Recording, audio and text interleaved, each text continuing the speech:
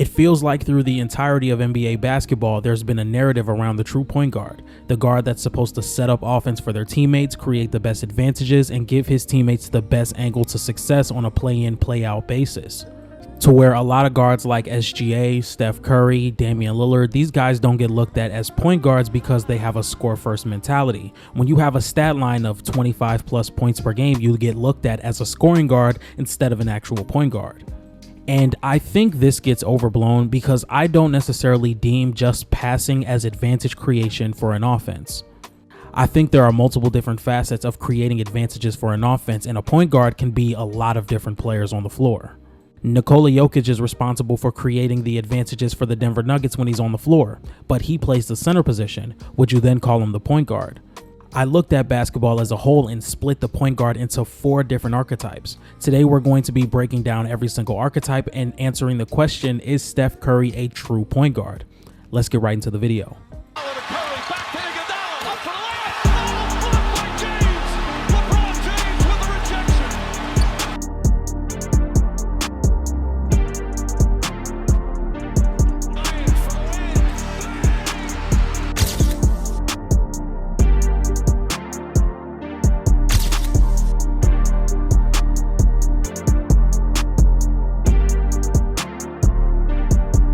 Up first, we have the pass-first point guard, and players that could fit this example of archetype could be Chris Paul, Steve Nash, or Tyrese Halliburton. Up next, we have the score-first point guard archetype. Guys that could fill this role could be SGA, Damian Lillard, or Gilbert Arenas. And after that, we have the hyper-athletic guard. Those guys that can fall under this tier is guys like Russell Westbrook, Ja Morant, John Wall, and Derrick Rose. And last but not least, we have the jumbo guard, guys like Magic Johnson, Luka Doncic, and Penny Hardaway. And I came up with these 4 archetypes based off what these guards do to create advantages for their team on a play-in, play-out basis. What type of attribute do they use on any given possession to create the easiest shot for themselves or for the teammates around them?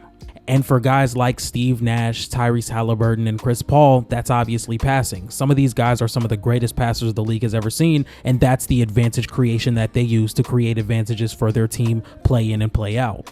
With our hyper-athletic guards, they use their speed and athleticism, whether it's in the half court with their first step or just in transition, to create paint touches consistently, which creates open shots for their teammates. With the score-first guards, they use their scoring to create advantages for the offense around them, whether that's Shea in his mid-range game, Damian Lillard having the ability to pull up from half court, or Gilbert Arenas' all-around scoring. And last but not least, we have the jumbo guard, which are the anomalies. Guards aren't supposed to be 6'6" and taller. You get guys like Luka Doncic, Penny Hardaway, and Magic Johnson who are just anomalies. And I'm sure there are other archetypes we can look for, find, and create, but these are the ones that I found most consistent. But wait, there's one more archetype that we still have not talked about yet. Steph Curry is probably the most unique point guard in NBA history.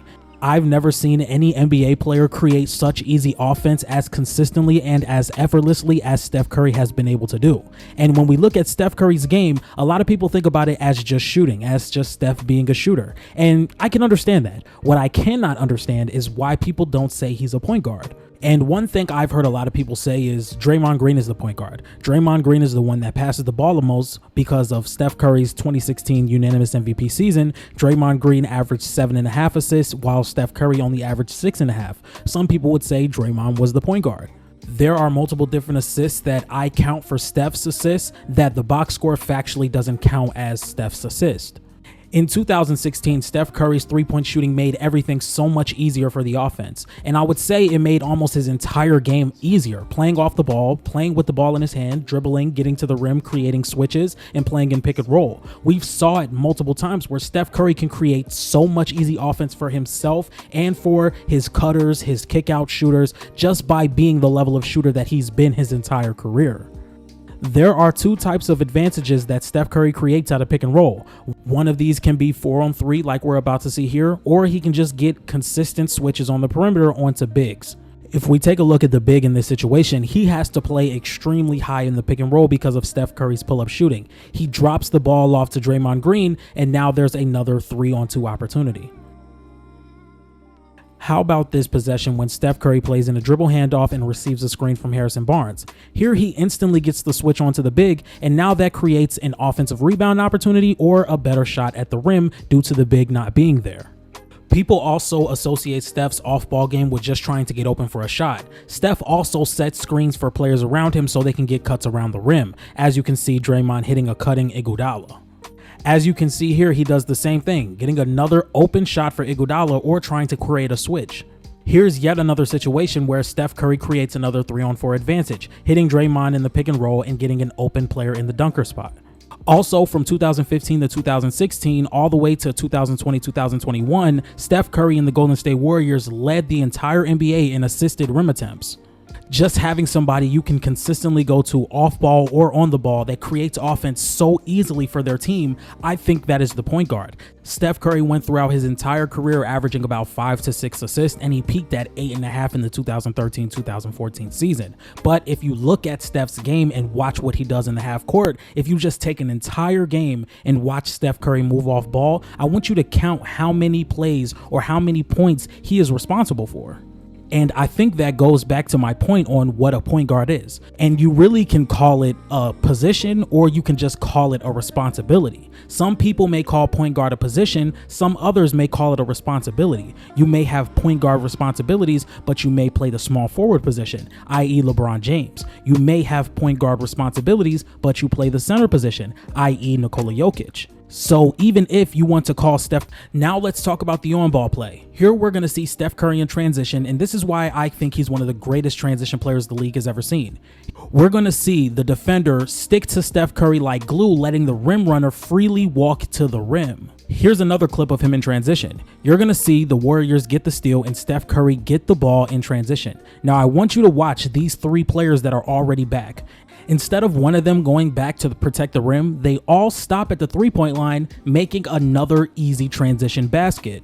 Centers play higher in drop coverage than they do against any other point guard in the league, which makes passing much easier for Steph, shooting, creating offense easier for himself and the team. Here we're going to see Steph Curry command the attention of three different players on the perimeter out of one pick and roll, leaving a wide open lane to the basket for Draymond Green. Even when bigs play too high in drop coverage, Steph could split the pick and roll and get into the teeth of the defense, creating another simple shot. Steph Curry literally abused the pick and roll because he could get a switch or a big playing way too high in drop, leading to a roller to the rim or leading to a wide open basket. And we've never seen any type of versatility on the offensive end on or off ball. Steph could kill you in pick and roll, he can kill you off ball, he could kill you in transition. And there was little to nothing the opposing defenses could do about it. Because what are you willing to give up? Are you willing to give up a wide open Steph Curry 3, which wide open Steph Curry 3s are different than wide open Harrison Barnes 3s? Or are you willing to give up an easy center rolling to the basket? So ladies and gentlemen, I hope I helped you guys understand why Steph Curry is a true point guard. I just deem a point guard to be the one who takes the responsibility for creating advantages throughout their team on a possession to possession basis. And in today's NBA, you can say a point guard is more of a responsibility than it is a position. Because even on the Boston Celtics over the past 2 seasons, Drew Holiday was their point guard, but he was not the one creating the advantages on a consistent basis for the Boston Celtics. It was Jason Tatum. On the Miami Heat in the LeBron days, Mario Chalmers was not their point guard, it was LeBron James, creating the advantages play after play for their team. So you guys follow me on Twitter at ATBSports1, and make sure you guys follow me on Instagram at @thebuzzersports_. And with all that being said, I hope you guys have a fantastic day, and I will see you guys tomorrow. Peace.